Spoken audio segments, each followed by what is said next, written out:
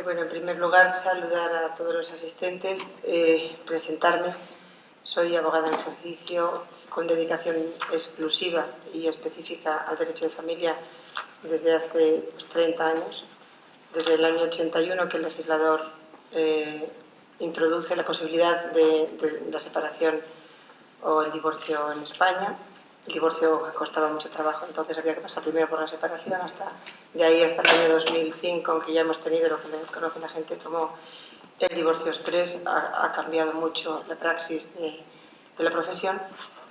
Y bien, tengo que decir que me ha parecido muy comprensivo de lo que somos, de lo que es nuestra asociación, en las intervenciones anteriores.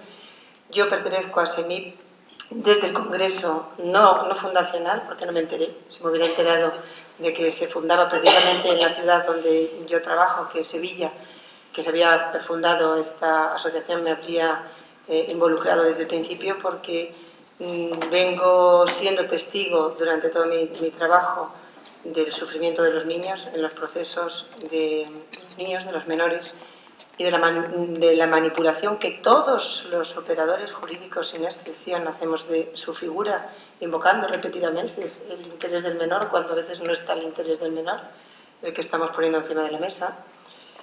Y todos los operadores jurídicos somos responsables de esto. Pues, como digo, me habría apuntado a esta asociación de haber conocido su constitución, pero la conocí circunstancialmente y acudí a este congreso, que ya tuvo lugar en diciembre del año 2008, y he conocido todas las fases que ha tenido esta asociación, que refundamos con verdadero brío, porque hemos querido, y creo que lo hemos conseguido, que no nos encasillen en ningún tipo de ideología, porque no tenemos ninguna, más que el servicio al bien del menor. Es decir, que hablar de la alienación parental causa un miedo horroroso en España, porque inmediatamente te ponen en marcha, estos van contra los feministas, estos son de estos son de otros. Nosotros somos de los niños. Y ya está. De los niños y de las niñas, porque es más políticamente correcto decir esto ahora, pues vaya que sea, de los menores. Y de los menores que están inmersos en un proceso de ruptura parental de sus progenitores, que si duro es para los adultos, pues duro es para los niños. Pero no tiene por qué serlo si lo gestionamos bien. Entonces, esta gestión profesional, especializada de la ruptura parental, pues nos tiene que aunar a todos los profesionales que nos dedicamos a este trabajo. Y ahí estamos, hay un área psicológica, hay un área jurídica, hay un área social. Y entonces, bueno, pues no me quiero ir ya mucho más por las ramas para hablar de ASEMI, porque me parece que esta asociación tiene muchísimo que hacer. Cuando sonaron algunas voces que decían que, bueno, que ya realmente tendríamos que desaparecer, que esto de la alienación parental, como, que políticamente no era correcto, que era un poco incómodo, que no sé cuánto, pues dijimos, vamos a ver, pero si es que da igual cómo se llame. Es que el malmeter, vamos a llamarlo así, a los menores, es una cosa antigua. Y el utilizar a los niños como arma de venganza, pues bien, esto en la mitología. Y no tiene sexo, porque hay madres muy malas y padres muy malos, y abuelos muy malos, y abuelas muy malas, y tíos muy malos, y tías muy malas. Todas aquellas personas que alrededor de una pareja en crisis hablan mal a los niños del otro progenitor, que se están haciendo daño. Y por eso, eso lo sabe cualquiera. No hay más que bajarse un poquito de la altura de 1 y pico que medimos todos y ponerse como vive un niño, para que te estén diciendo, pues tu madre es una zorra porque se ha ido con un tío y nos ha dejado. Eso es un hombre, no es una mujer el que está malmetiendo, ¿vale? Y consigue, experiencia que he vivido en mi despacho, pues que una madre no haya podido volver a ver a su hijo, porque lo utilizaron de dinamita, de munición contra la madre adúltera. Y entonces este niño, que quería muchísimo a su madre, por mucho que presentaba las fotos abrazando tiernamente a su madre, pues rompió con su madre, teniendo 8 o 9 añillos de edad, porque tenía que ser leal a su padre. Entonces, bueno, pues ¿que se llama alienación? Pues mire usted, vamos a llamarlo. Y esos de las mujeres, pues estoy hablando de un hombre que le dice al niño esto, y está lapidando a la madre adúltera, tirando como piedra a su propio hijo. Entonces, cuando hacemos esto con los hijos, estamos haciendo terrorismo familiar, ¿vale? Como puede hacer Bin Laden con un piloto suicida que lo tira contra la torre gemela. La torre se cae, pero el piloto se muere, y aquí el piloto es el niño. Bueno, pues de toda esta historia a nosotros nos importan los niños. Y ese es nuestro sello de identidad, por tanto, hoy más que nunca, y lo digo por mi experiencia, yo veo que los menores son más objeto de mercadeo que jamás lo han sido. Por eso es el traje medida.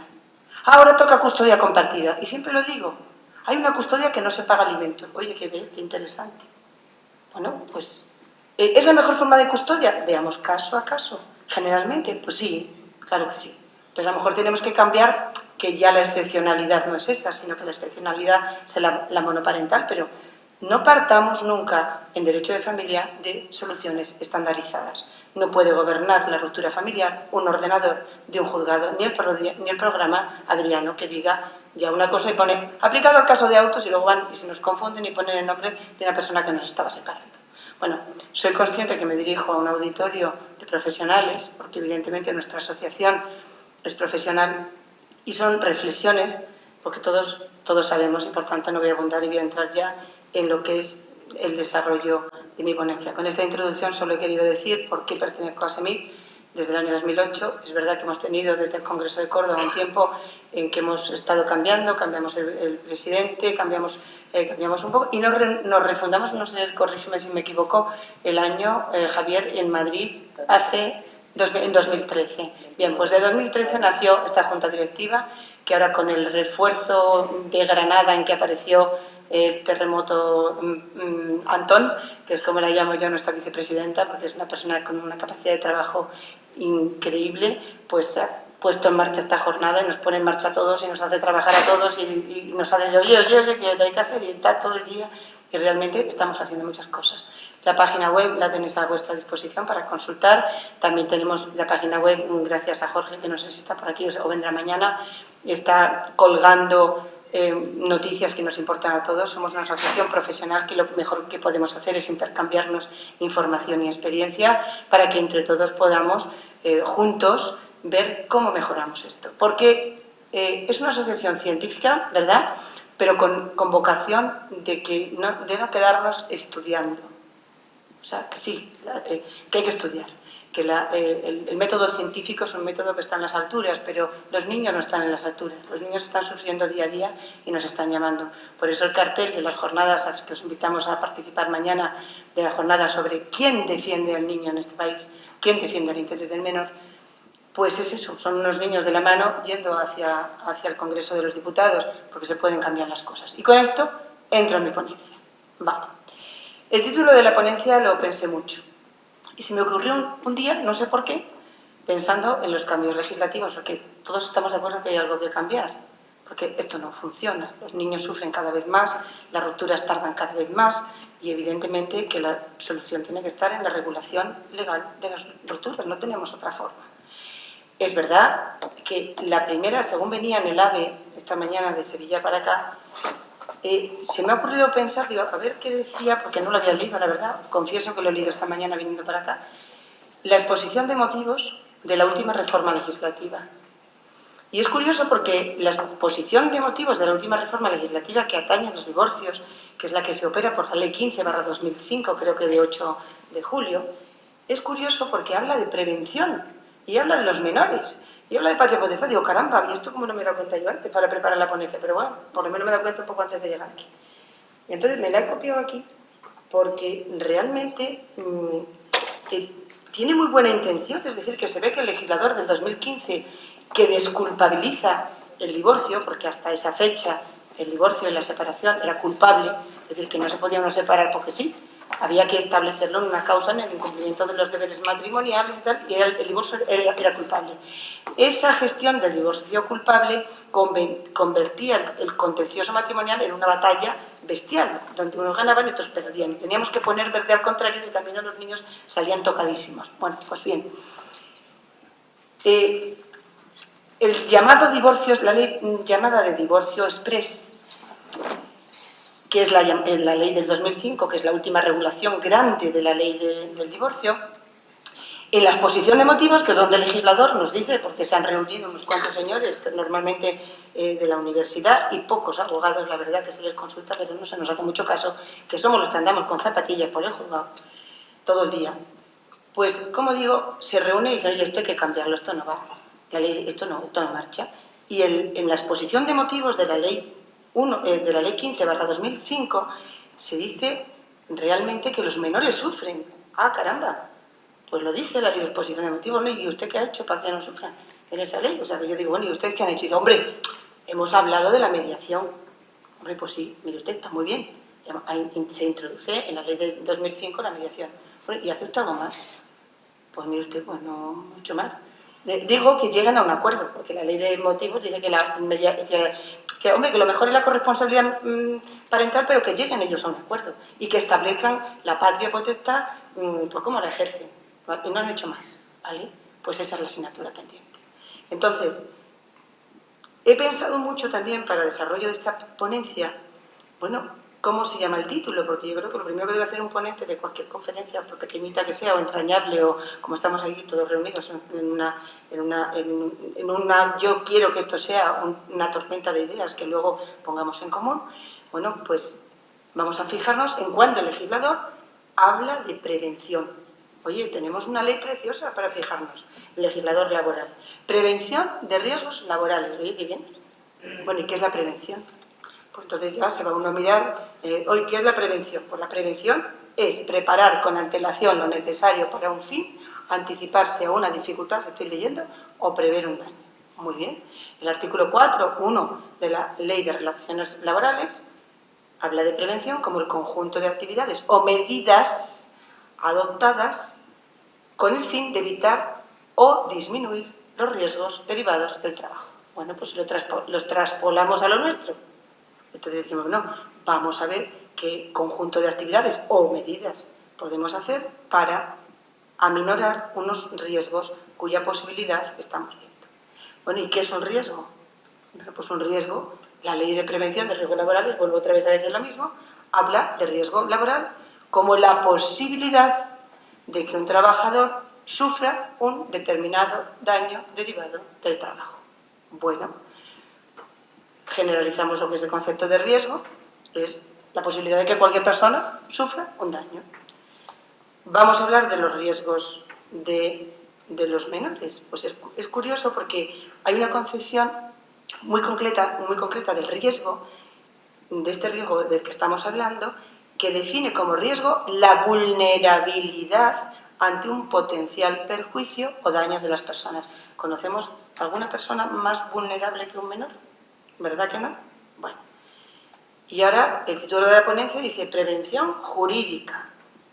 Ah, no, me falta otra palabra. Los riesgos emocionales. Yo creo que a lo mejor muchos de los asistentes pueden ser psicólogos o psiquiatras o del área de la salud mental. Bueno, pues ¿qué son los riesgos emocionales? No necesita definición. Es cualquier perjuicio psíquico que se produce a una persona con mayor o menor entidad que depende de un impacto emocional. Bueno, pues ya tenemos a los niños que sabemos que sufren riesgos emocionales porque lo sufren los adultos y todos los psiquiatras saben que, por ejemplo, una ruptura de pareja es comparada al duelo de una pérdida de un ser querido y que el tiempo de recuperación, vienen diciendo los psiquiatras, aunque no se ponen de acuerdo, dependiendo de las capacidades subjetivas de las personas que sufren estos daños emocionales, varía de 6 meses a 1 año, en el que hay un estrés postraumático después de una ruptura personal.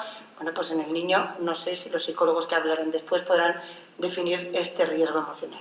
Vale, entonces vamos a hablar de la prevención jurídica de los riesgos emocionales. Faltaba el palabra jurídico. Bueno, pues desde el derecho. ¿Cómo se prevén las conductas en el mundo del derecho? Pues tenemos la legislación civil que tipifica los derechos que tiene la gente. Dice, bueno, usted tiene derecho a cobrar, luego no te pagan, te han declarado un derecho. ¿Cómo preveo yo que luego no me paguen? Pues habrá una sanción, demora para el incumplimiento, tal, es decir, habrá unas sanciones pecuniarias para el incumplimiento de unos derechos que tienen que ser declarados. Y luego tenemos el otro nivel del Estado, que es el nivel punitivo público. Hablamos entonces del ámbito penal. Entonces, las conductas de maltrato infantil están tipificadas Pero claro, yo siempre digo, si a un niño le arrancas un diente, desde luego que te encausan, te procesan como autor de un delito de lesiones. Y si le arrancas un padre o una madre, ¿cómo te procesan? Pues nada, porque como es tan etéreo, ¿verdad? Pues no se procesa. Entonces, vamos a hablar seriamente, que ese es el objeto de la ponencia, con esta pequeña introducción boba de que es un riesgo emocional, pero bueno, es realmente el pensamiento. O sea, las palabras traducen siempre, es el vehículo de transmisión de la idea.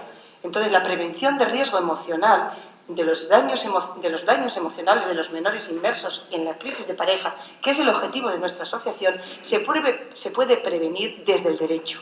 Y no lo digo yo, lo dice la propia ley la ley de exposición de motivos de la última vez que se ha reformado en este país la regulación del divorcio. Bueno, pero está claro que no se ha hecho mucho. Bueno, pero se pueden hacer muchas cosas.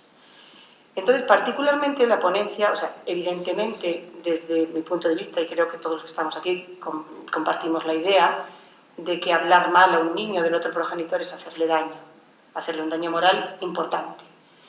Algunos tribunales son sensibles a esto y otros no.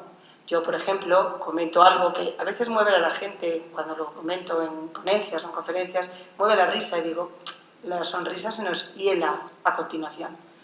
Que condena a una abuelita, que siempre las abuelitas son estupendas, pues en este caso la abuelita no era tan estupenda, a lo mejor la pobre lo hacía inconscientemente y no era voluntario el hecho, ¿no?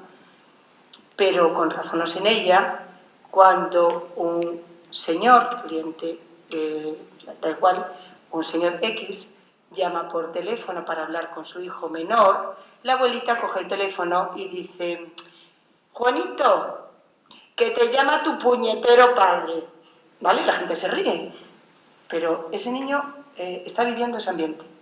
Cuando va a ver a su abuelita, que seguramente le hará unas empanadas maravillosas y unas comidas muy ricas y le contará muchos cuentos, pues no es consciente a lo mejor del daño que está haciendo. Hace falta una campaña de publicidad institucional, porque ahora voy a hablar de un caso ya muy, muy concreto, que vemos todos a diario y que tiene que ver con el mal funcionamiento de la Administración del Estado, dependiente a su vez no de la intención de los operadores jurídicos, que es muy buena y hasta muy loable, y hay montones de jueces estupendos que los vemos salir de los juzgados y hay que levantar una lanza por ellos y se llevan sus carteras para poner las sentencias por las tardes en su casa.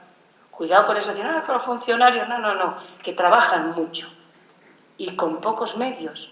Y fiscales hacinados todos en una habitación donde tienen que estar las mesas unas contra otras porque no hay sitio ni para poner las mesas. ¿Vale?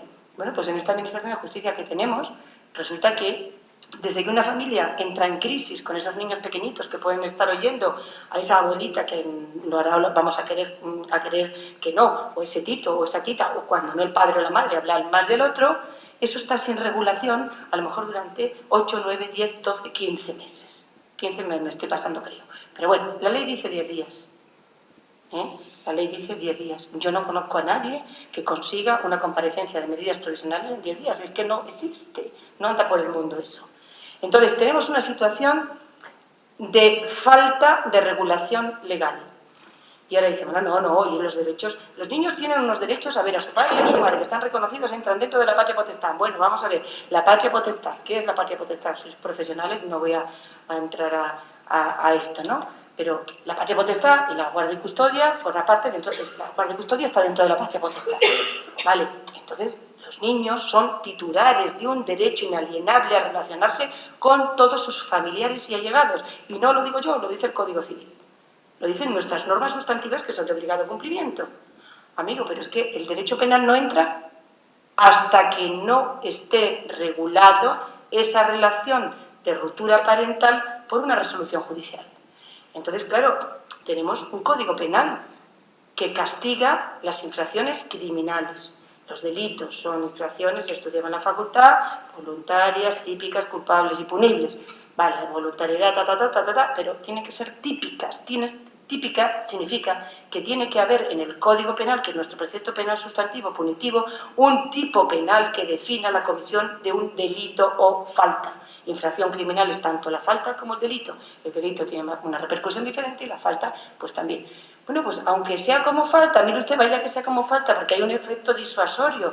A la gente no le gusta verse. El otro día hablaba yo con un conocido, juez de instructor, que estaba yo intentando captar para nuestra asociación. Me dijo, oye, qué interesante y tal. Y estuve razonando sobre mi ponencia. Me decía, hombre, es que llevar la familia al ámbito penal, es que eso tiene que ser civil. Digo, sí, si funcionara. Civil si funcionara de inmediato, pero es que no funciona. Y por lo menos el Código Penal tiene una falta de juicio inmediato. O sea, los juicios de faltas inmediatos se celebran con jueces buenos como este. Y dice, hombre, yo lo puedo celebrar en 20 días. Digo, pues fíjate qué bien. Si al niño le empieza a decir que te llama tu puñetero padre y esa señora ya está así aprendiendo que no se puede decir tu puñetero padre delante de un niño en 20 días, estamos ganando algo. Pero, a ver, hablamos de las infracciones de custodia. Entonces, los preceptos que hay en el Código Penal disponibles para poder prevenir emocionalmente los riesgos emocionales de los menores, todos 618, 620 y 622, específicamente, particularmente 622 del Código Penal, exigen los dos la existencia de una regulación legal. Legal, es que ni siquiera vale que sea de acuerdo. Porque yo he hecho de todo, he hecho todos los experimentos habidos y por haber en mi trabajo profesional. He dicho, oiga, que hay una regulación. Fíjese si hay una regulación, que sé que han puesto una demanda de divorcio y en esa demanda piden un régimen de visitas. Oiga, que estoy de acuerdo, ¿vale? Que yo, esa demanda que me han señalado que la comparecencia va a ser dentro de 10 meses, por lo menos ese régimen de visitas que dicen en la demanda que se cumpla ya. Porque entonces ha sido convención. Mire, esta persona dice que ese régimen de visitas y yo reservándome el derecho de solicitar en el juicio una cosa más amplia, por lo menos que este se cumpla ya. Ah, pues no. Tiene que ser judicial.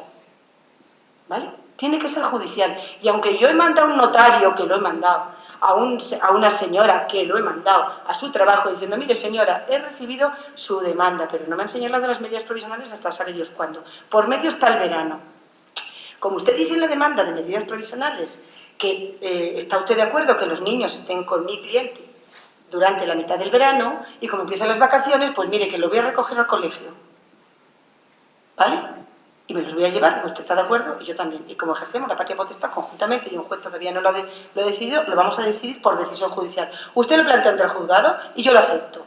Por tanto, estaré en el colegio a buscar a los niños. ¿Qué pasó?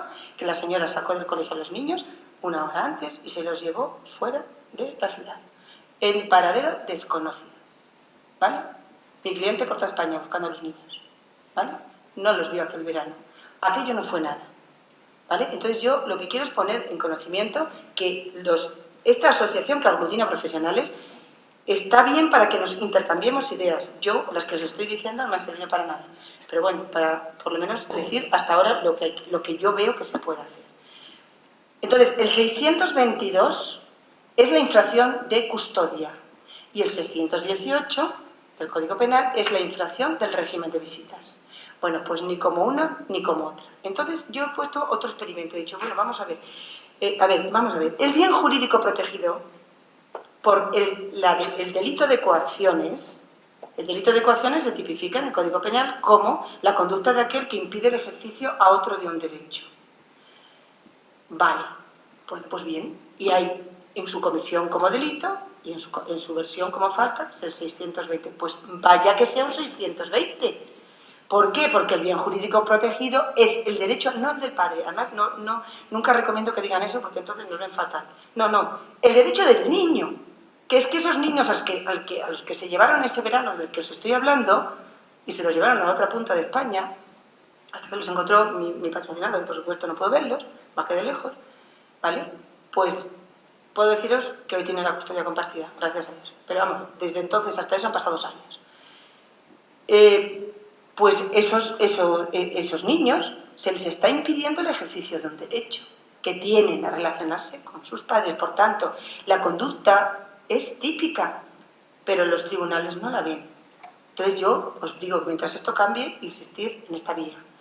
Ahora, existe una vía de cambio. Yo traigo aquí, a ver si me funciona esto, lo que yo he hecho hasta llegar a la audiencia provincial. No lo tengo aquí. Es que quería traer una transparencia, pero no me ha dado tiempo. A ver. He llegado a la Audiencia Provincial de Sevilla con este planteamiento. La Audiencia Provincial de Sevilla, 2 secciones distintas, con casos, porque esto es que no hay que hacer mucho experimento, es que lo tenemos a diario, ¿eh? Entonces es simplemente vete a ver a tus hijos, no te dejan verlos, denuncia. No te dejan verlos, denuncia. Auto de sobreseimiento, seguro, seguro, auto de sobreseimiento, que la conducta no es típica y que tanto derecho tiene uno como otro para llevarse a los niños mientras no haya regulación legal, vale, pero aquí sí que tienen ventaja las mujeres para no querer a sus hijos, porque claro, la mujer que hace eso está tranquila, pero el hombre, yo se lo digo a más de uno, llévatelos. O sea, claro, pues es que luego me van a poner una denuncia por violencia de género, por maltrato psicológico a mi pareja, a mi mujer, pero pues como es verdad, aguántate, ¿vale?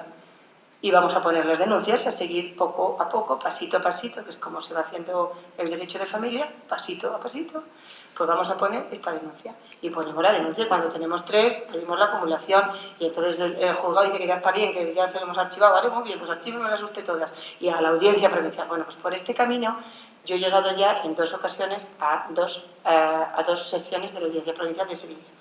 Y en estas 2 secciones me han dicho, y aquí tengo el auto, tengo uno de ellos, dice, razonamiento jurídico. La resolución recurrida consistente en el sobreseimiento y el libre archivo de las referidas diligencias previas, por entender que los hechos no son constitutivos de delito, no supone en sí misma infracción del derecho de la tutela, de no sé cuánto, todas las cosas que yo le decía.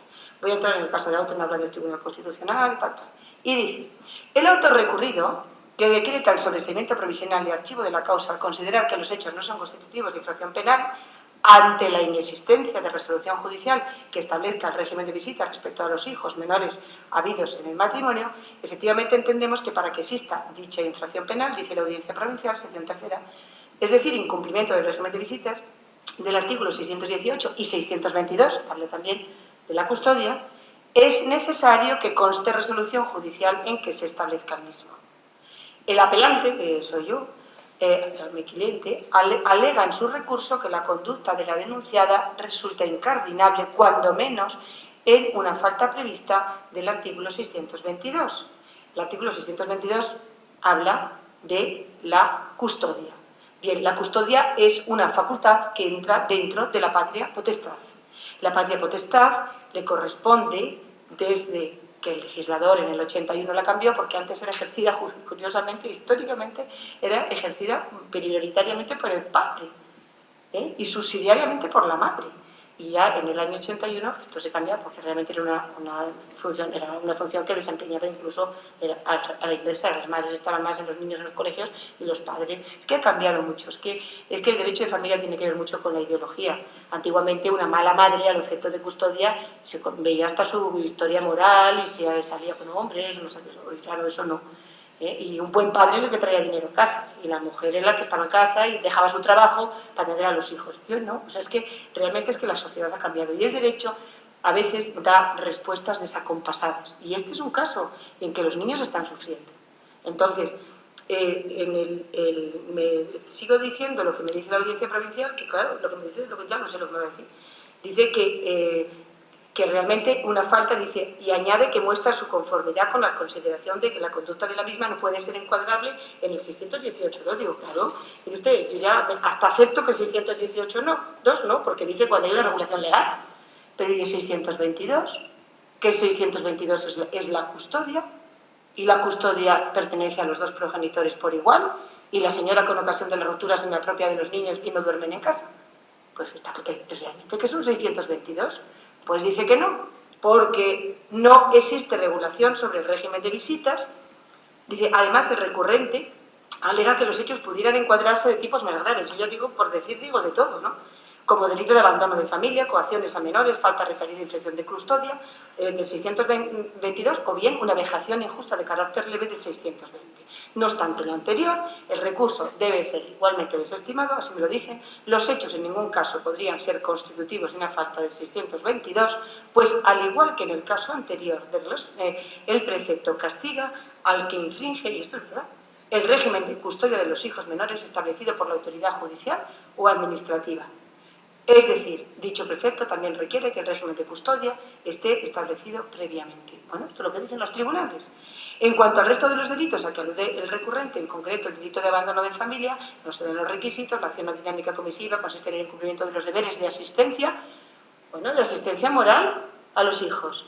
Porque es que, vamos a ver, la guarda y custodia, perdón, el deber de la patria potestad, que comprende todo el conjunto de derechos y obligaciones que ligan a los padres con los hijos derivados de la filiación, no del matrimonio, sino de la filiación, dice claramente lo que dice, y dice que velar por ellos, tenerlos en su compañía. ¿Cómo que no está determinado? Dice que no está determinado por la actividad administrativa, pues oiga, lo dice el Código Civil, no sé quién lo tiene que decir más. O sea que el 622 debería dar juego, pero no lo da. Y yo creo que hay algunas sentencias, si alguno lo tiene, que la pase a través de la web. Yo voy a colgar estas que he traído, ¿vale? Se las voy a dar a Jorge para que las cuelgue para todos los demás, ¿vale? Y entonces dice que consiste en el incumplimiento de los deberes de asistencia inherentes a la patria potestad. Pero vamos a ver que es que está el deber de velar por ellos, tenerlos en su compañía. Así, con estas palabras, se explica el Código Civil. Bueno, entonces dice aquí, sigue diciendo, para decirme que no, cosas, pero vamos, todos son iguales. Cuyo incumplimiento debe ser voluntario y no producto de la imposibilidad de asumir y cumplir tales deberes. Por ello, los hechos denunciados no pueden incardinarse en dicho precepto, pues en caso de autos se denuncia que su exmujer no le deja ver a sus hijos. Dice, por lo que dicha cuestión habrá de dilucidarse en la jurisdicción correspondiente. Pero usted no, vamos a ver que no, que es que ustedes tienen aquí un precepto. Tampoco concurren en el presente caso los requisitos exigidos para el delito de coacciones al que se refiere el apelante, pues se requiere una conducta violenta de contenido material vis física o intimidativa, vis compulsiva, ejercida contra el sujeto pasivo, que aquí es el niño, no se nos olvide nunca, de modo directo e indirecto. Vamos, cojo los niños, los meto en el coche y me los llevo a 600 kilómetros de la madre y eso no es vis, no es fuerza. ¿Pueden los niños salir del coche y decir que no queremos, que queremos estar con papá? Bueno, pues si no es vis, pues vale. Pero como contra esto no me cabe apelación, pues ¿qué hacemos? Y además el cliente está agotado y dice, mira, ya cuando ha salido esto ya tenemos las medidas provisionales. O sea que esto ya es simplemente que lo quiero montar yo porque lo quiero montar yo, porque es que esta apelación el cliente no la pagaría nunca y por supuesto se le cobra porque ya cuando ha salido esto las medidas provisionales ya se habían establecido. Entonces dice, bueno, entonces dice, el modus operandi va encaminado a impedir hacer lo que la ley no prohíbe, pues claro, o a efectuar lo que no se quiera, justo o injusto. Es necesario además el ánimo tendencial de impedir y compeler. No nos olvidemos que el sujeto pasivo es el niño y el bien jurídico protegido es la salud mental del niño. Y encajándolo así, pues si os prospera alguno este tipo de acciones, pues la ponemos en común. Mientras tanto, ¿qué planteo yo? No sé si saldrá de las jornadas de mañana o lo plantearemos en las mesas redondas o cómo lo veremos. Pues que yo me encontré con un artículo que es estupendo, que me gusta muchísimo, que es el artículo 4 de la ley del Código Penal. ¿Vale? Y el artículo 4 del Código Penal dice qué es lo que le pasa, por ejemplo, a ver si lo puedo abrir. Ah, no, este es el otro que tiene de la exposición de motivos que al final no lo he leído, pero bueno. El artículo 4 del Código Penal tiene un cauce maravilloso. Vamos, si puedo abrirlo. No. El otro. Dice que sería para planteárselo a una de estas secciones. Y yo, si ASEMIR quiere plantearlo, en nombre de ASEMIR se lo planteamos a estas secciones. Oiga, dice el artículo 4. Ah, porque a todo esto, la otra sección, que no me he traído la sentencia, la otra sección dice, le pongo yo un recurso de aclaración. Digo, ya, y entonces, ¿a juicio de ustedes no es incardinable ningún precepto? Y me dice, pues no. Digo, vale, y ahí se ha quedado. O sea, mi pelea con los tribunales en este asunto se ha terminado en que el auto me dice que es una acción atípica, que es decir, que no está tipificada en el Código Penal. Pero el artículo 4 del Código Penal dice, número 2, en el caso de que un juez o tribunal, en el ejercicio de su jurisdicción, tenga conocimiento de alguna acción u omisión que, sin estar penada por la ley, estime digna de represión, se abstendrá de todo procedimiento sobre ella, que es lo que me ha pasado a mí. Y, ahora viene lo bueno, expondrá al Gobierno las razones que le asistan para creer que debiera ser objeto de sanción penal. ¿Vale? Esta es mi ponencia que yo someto a la consideración de todos. ¿Debería de ser objeto de sanción penal la conducta de aquellos que hablan mal de sus progenitores como maltrato específico de los menores, como maltrato psicológico? Tenemos el 153, que habla de las personas especialmente vulnerables. Tenemos el 173 como delito, que llega a calificar ya de torturas, está dentro de las torturas. Bueno, habrá que ver la intensidad y la repetición, ¿no? O sea, que no es lo mismo que un día una persona en un mal momento diga tu padre o tu madre, o que es todos los días, ¿no? Tu padre, tu padre, tu padre, tu padre, tu padre. Y una persona tan vulnerable y en la infancia. Y muchas veces, precisamente por esta tardanza en regulación de las relaciones, separada físicamente e incluso hasta telefónicamente del otro progenitor. Es decir, que no puede saber lo que le están diciendo, si es verdad o no es verdad, o si tienen razón o no la tienen. Entonces, los niños son muy vulnerables. Los niños creen en los Reyes Magos porque todos le decimos que existen unos Reyes Magos que les traen los juguetes. Y los niños creen en el ratoncito Pérez pues por lo mismo. Entonces, los niños podrán creer que su madre es una sinvergüenza o que su padre es un malvado si repetidamente reciben consignas de las personas más allegadas que les cuiden a diario. Entonces, por una parte sería el ver la posibilidad de establecer, y vuelvo a decir que no tiene sexos, que no estamos hablando de hombres ni de mujeres, sino de todas las personas en torno, y a veces incluso hasta las instituciones y los profesionales. O sea, que también los abogados malmetemos. Y tampoco podemos malmeter que cuando nos están contando algo de una cosa, ¡ay, el niño lo sabe! Pues el niño aparte, ¿eh? O sea, la gestión desde el primer día de todos los profesionales que estamos alrededor de la crisis matrimonial es sacar a los niños fuera. Un abogado no puede recibir en su despacho jamás a un menor, nunca, nunca. Y cuando traen un menor a un despacho hay que decir que somos dentistas, porque los niños no tienen que ir a los despachos de los abogados. Estamos hablando ya distinto de adolescentes o chicos que tengan especiales problemas que haya que protegerles también. Pero los niños hay que intentar, en la medida de lo posible, mantenerlos al margen del conflicto, siempre que se pueda, y judicializar su vida lo menos que se pueda. Y bueno, esas cosas están los psicólogos quien lo tienen que decir, cómo se le cuentan a los niños. No, sentaros, hijos míos, que os vamos a contar, papá y yo nos separamos. Ah, los niños ahí llorando, ustedes son unos bestias, hombre. Entonces no pueden hacer eso con sus hijos. Entonces, es que somos todos, es decir, que no somos progenitores, que es la sociedad en su conjunto. O sea, la sociedad vive el divorcio como un problema. Mire usted, no lo vive usted así, es una oportunidad de un cambio de rumbo en la vida, no pasa nada. Los hijos pueden salir completamente inmunes y completamente bien, incluso mejorar, porque unos niños que viven en una familia donde la gente se lleva mal, donde hay silencios, donde no se habla, están mal. Y a lo mejor están mucho mejor cuando están regulados. Pero no, el abuelo, todo el mundo, pobrecitos estos niños separados. ¿Qué está hablando usted? Estos niños son niños normales y corrientes que van a tener dos familias, van a tener dos ámbitos donde su vida se va a desarrollar y vamos a procurar entre todos que se desarrolle de la forma más armónica posible y que sume, no que reste. Y la novia del papá será otra persona que te va a querer y el novio de mamá pues será otra persona que te va a querer y te va a atender en la vida y te va a ayudar. Pues es que si podemos configurar entre todos la ruptura matrimonial de otra manera. Por eso es tan buena esta asociación, porque nos intercambiamos experiencias y están los educadores, y están los trabajadores sociales, y en los colegios, por Dios, en los colegios, esos tutores que son los primeros que ven que un niño está haciendo regresión, que un niño que iba estupendamente ahora empieza a chupar los bolígrafos, o a hacerse pipí, o estar retraído, pues es que los educadores son muy importantes. ¿Y los médicos? ¿Y qué decimos de los pediatras? Porque yo hace poco he tenido dicho, bendita pediatra, señora, de un pueblo, que un niño que estaba fatal, y tenía unas dermatitis atópicas y unas cosas y una tal, y tiene una custodia compartida, en este caso, y eso pues no está funcionando. ¿Y ese niño por qué le pasa? Porque que van al médico, le hacen todo tipo de pruebas y en el momento, ya cuando ven que no tiene nada, el pediatra, la pediatra, le dice, bueno, ¿tú tienes algún problema? Y de repente dice que cambia la voz, casi como si fuera la niña del exorcista, y por una voz rarísima, y le pasa que estoy harto de que mi abuela y mi abuelo y mi tío digan que mi madre es una puta. Pues eso es lo que le pasa al niño.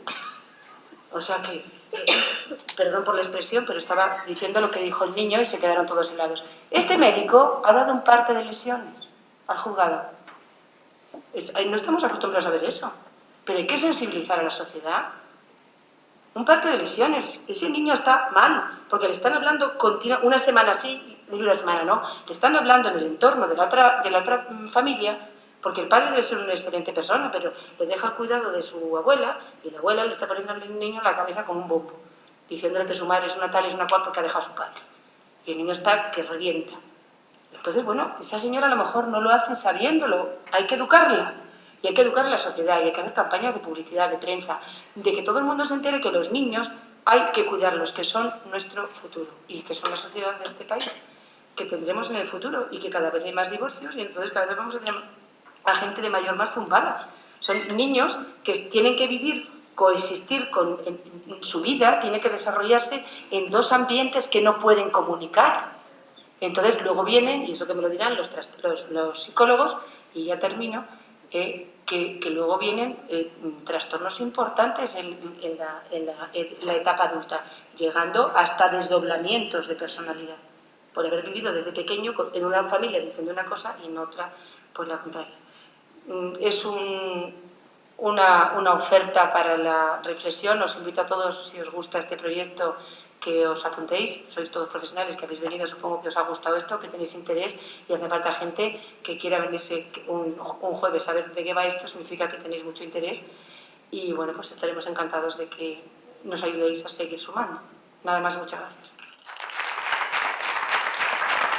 Mi ponencia va a ser muy esquematizada, sobre todo porque quiero que se sobreentendan términos que no dudo que profesionales en diversas disciplinas de aquí ya tenéis de la mano en vuestra experiencia diaria y a nivel académico incluso.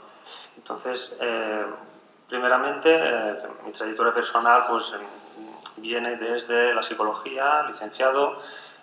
Me especialicé en psicología jurídica forense en el ámbito familiar, penal, laboral, eclesiástico y a nivel de asesoramiento para letrados o también a nivel de contrapericias.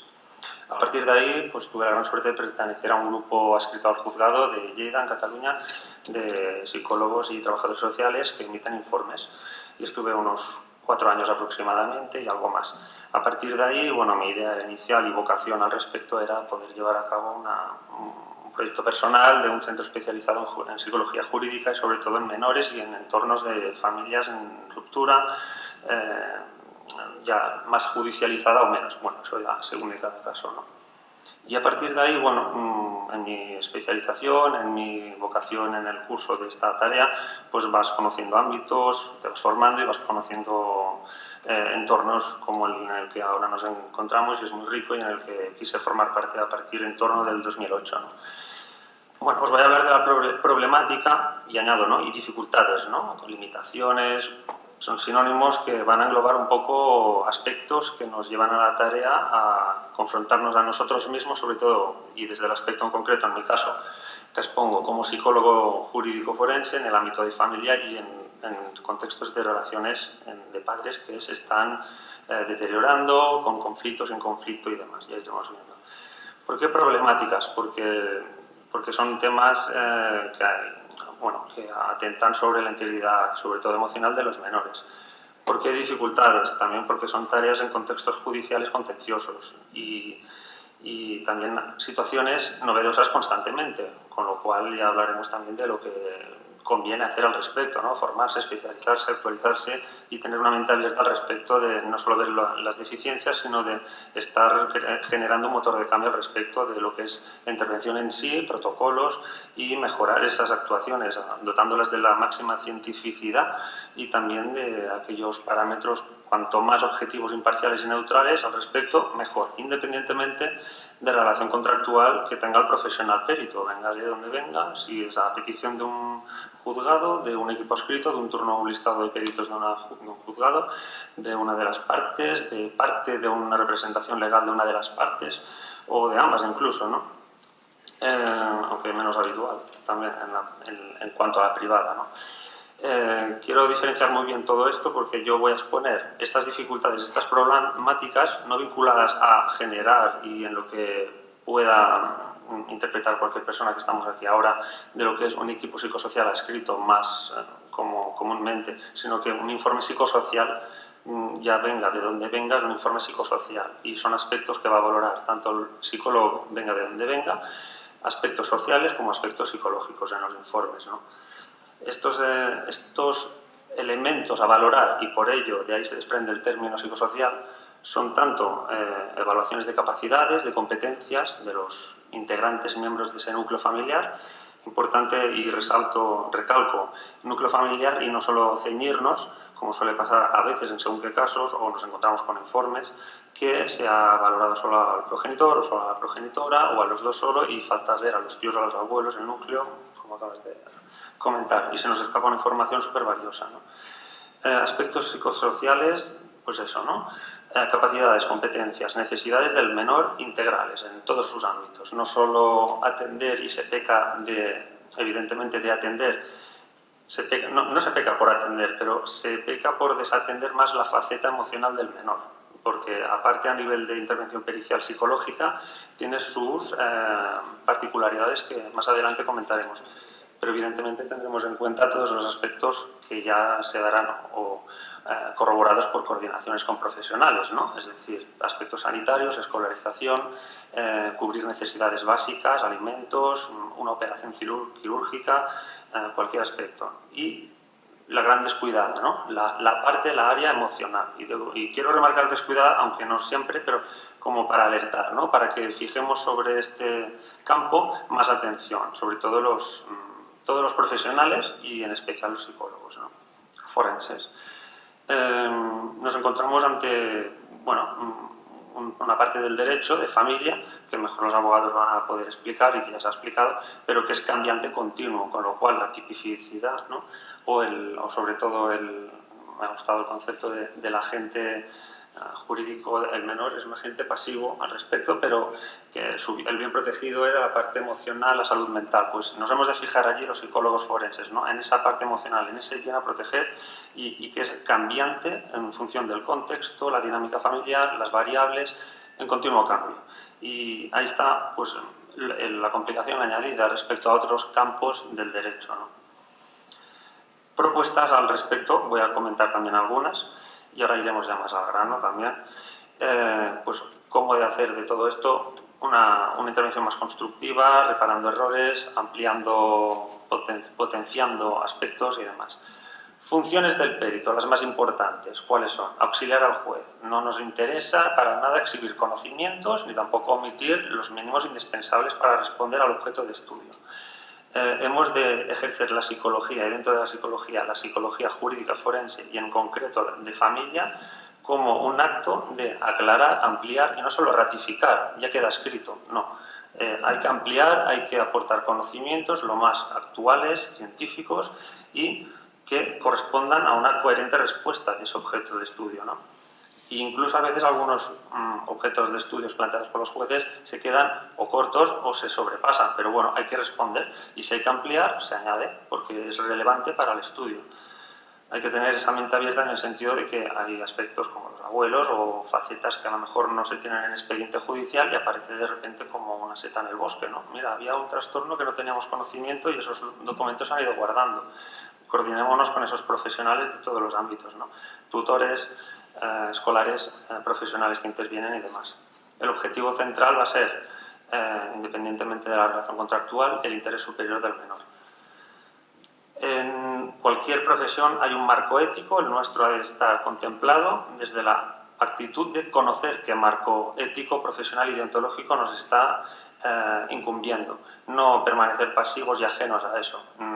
Independientemente de muchos posicionamientos que pueda haber al respecto de pertenecer a un colegio de psicólogos, no, pero evidentemente es un puente a estar conectado con ese marco y muestra del profesional interés en estar dentro de un reglamento que es vivo y en constante dinamismo y mejora, porque es fruto de la casuística además. Hay que tener en cuenta, voy a nombrar solo palabras importantes: imparcialidad, que pese la ciencia sobre cualquier otro posicionamiento, ideología o prejuicio. Y la relación contractual, evidentemente, ya comentada. La responsabilidad de saber dónde estamos, para qué, con qué fines. Es un marco jurídico, no es un marco terapéutico ni de otro tipo, con las connotaciones que ella lleva en sí, a niveles de protección de datos, consentimiento informado, padres, información y demás. Conocer los marcos, confidencialidad en relación a lo que sería una intervención pericial como tal, y conocer lo que es una intervención pericial. A veces parece sorprendente, pero te vas encontrando algún profesional que no porque no haya querido tener la mala intención, pero no es lo mismo un tipo de informe que otro, una evaluación psicológica, que una evaluación descriptiva, una recogida de datos, que una anamnesis clínica, que un diagnóstico, que una aproximación diagnóstica, que un peritaje, ¿vale? Entonces, estamos trabajando con peritajes y eso ya lleva en sí una serie de connotaciones. La honestidad del profesional, ser transparente y ser profesional. La lealtad del profesional versus la competencia desleal o el intrusismo de otros o de nosotros mismos en el momento que notemos que estamos entrando en un campo que no nos toca tanto, y tener la capacidad, y en mi caso lo hago, de poder derivar ese caso o de ampliar con coordinaciones o la colaboración de un profesional que valore en concreto algo que yo por mi ciencia no puedo. De esa manera se hace un informe más rico y al final el beneficiado tiene y debería de ser siempre el menor. Respecto a las personas que estamos valorando, pues tener el máximo respeto a ellas, independientemente de quiénes sean y el rol que ocupen en la dinámica del núcleo familiar en torno al menor. También aportar ciencia como un acto y actitud recogido en mucha bibliografía, además de seguir aportando la ciencia de la psicología, que es la casuística la que enriquece tanto la profesión, la intervención, los marcos legales, los marcos deontológicos, y no creernos que sabemos todo, nos acomodamos en un entorno laboral por las dinámicas que haya, o acomodarnos, no encantarnos, ¿no? Simplemente tener siempre esa inquietud de mejorar, porque la propia casuística nos lo pide ya. Si abrimos los ojos bien, vemos que cada caso, cada menor nos aporta nuevas necesidades, de actualizarnos y de ver cada caso como un objetivo de hacer trajes a medida. Esa palabra me encanta porque es que realmente la casuística nos define actuar de esa manera y no entrar en sistematizaciones metodológicas. Un marco general siempre es correcto, ahí está también la dificultad de que se aúnen, se integren marcos generales, porque nunca habrá un marco perfecto, ideal, para todos los casos y niños de incluso una misma edad con entornos parecidos. Incluso en gemelos hay estudios y demostrado está las grandes diferencias individuales, incluso con los mismos entornos. Es tener claro que hay un entorno, una rigurosidad, una metodología, pero sobre todo luego ver en cada caso las necesidades específicas del menor, ¿no? Quiero recordar que APA en diferentes ocasiones va actualizando sus directrices, orientaciones al respecto de una intervención en ámbito de psicología en custodias, ¿no? Y simplemente voy a hacer voy a enumerar unos cuantos de las directrices importantes que tienen en cuenta. El objetivo es evaluar el mejor interés del menor, y ese es el primero, ya plantea ese. El interés y el bienestar del niño son fundamentales. La evaluación se centra en la capacidad parental y en las necesidades psicológicas y evolutivas del niño. Hay otras orientaciones generales, ¿no? Estas tres primeras eran orientativas. ¿Por qué son orientativas o generales? Aprovecho para decirlo, para lo que acabo de decir. Es decir, no intentan encajarnos en un modelo de actuar, sino que a partir de ahí actuemos y nos adaptemos a cada caso, ¿no? El psicólogo es un profesional experto que se esfuerza por mantener un objetivo, ser imparcial. El psicólogo beneficia al proceso porque es un especialista competente. Debe tener conocimiento sobre cómo afectan los sesgos y los perjuicios sociales y no caer en prácticas discriminativas. El psicólogo debe evitar relaciones múltiples. Y a nivel de procedimiento, el alcance de la evaluación será determinado por el evaluador basándose en las cuestiones planteadas. El psicólogo debe de informar a los participantes sobre el procedimiento. El psicólogo debe de informar a los participantes sobre los límites y la confidencialidad de la información. Utilizar métodos de adquisición de datos cuanto más múltiples posible, mejor. Hay que tocar todos los temas en una entrevista. Y igual que se toca con un progenitor, lo mismo con el otro. Ahora me viene a la mente, ¿no?, algún informe en el que aparece la entrevista de un progenitor, 6 hojas. La entrevista con la madre, 1 hoja. Y casualmente parece que era una de las 2 partes la que había contratado. Y no voy a decir cuál. Y a veces pasa. Se nota que hay como un peso. Hay que darle, no, hay que ser imparcial y objetivo aplicando la metodología. Las recomendaciones tienen que basarse siempre en el mejor interés del menor, reconduciendo todo esto. y debe ofrecer la opinión sobre el funcionamiento psicológico de una persona a la que no ha visto. Eso no se puede hacer, es decir, no sé si se entendió bien, pero no puede ofrecer una opinión sobre alguien que no has valorado.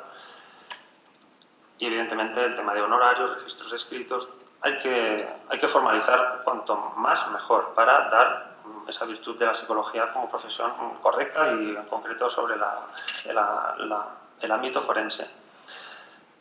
Hay que tener en cuenta que nos especializamos en el ámbito familiar sobre todo y en la misma marcha de las intervenciones y de los años en otros ámbitos relacionados con el ámbito familiar. Y ahí la vista abierta a temas de coordinaciones con instituciones como departamentos de infancia, servicios sociales, conocer de violencia intrafamiliar, de violencia filioparental, conocer de violencia de género, conocer de todo ello y conocer cómo aplicar metodología al respecto.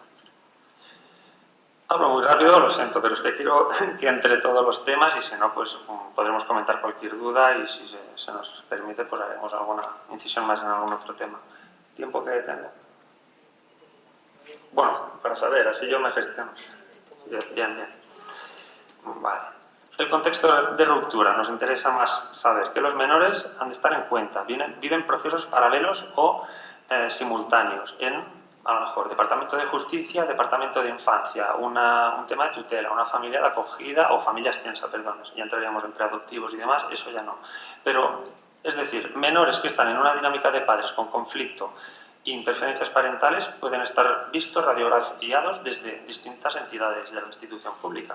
Tenerlo en cuenta con los principios de no revictimización, no multiintervención del menor, mantener su equilibrio, su estabilidad, considerarlo no como un sujeto activo jurídico, sino como uno pasivo para no victimizarlo más, pero en la medida de lo posible, si a nivel pericial nos tiene que aportar una clarificación importante y relevante para el objeto de estudio, hay que tener en cuenta que ver al menor es casi siempre una de las ideas más correctas en una pericial sobre menores en dinámicas de familia, para escucharlo, para conocer su inquietud, para saber de su estado de equilibrio emocional.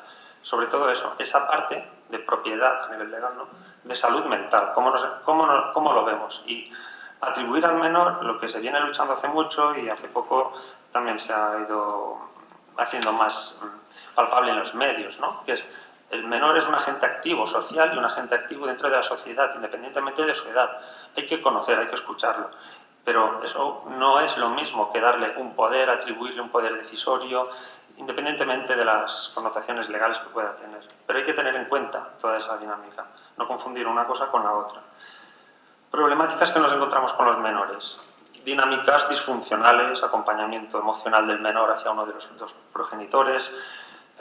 Lo suelto así uno tras otro, porque para explicar bien cada uno deberíamos de ver qué balance, qué peso tiene en cada situación familiar y tal. Pero simplemente que suenen y que sepamos que están ahí, porque no solamente hay síndrome de alienación, que yo estoy en contra de ese término, porque hablamos de dinámicas disfuncionales en un núcleo familiar y valoremos en qué medida, peso, intensidad se están dando cada rol y si hay agentes externos que influyen también. Resistencia del menor, resiliencia.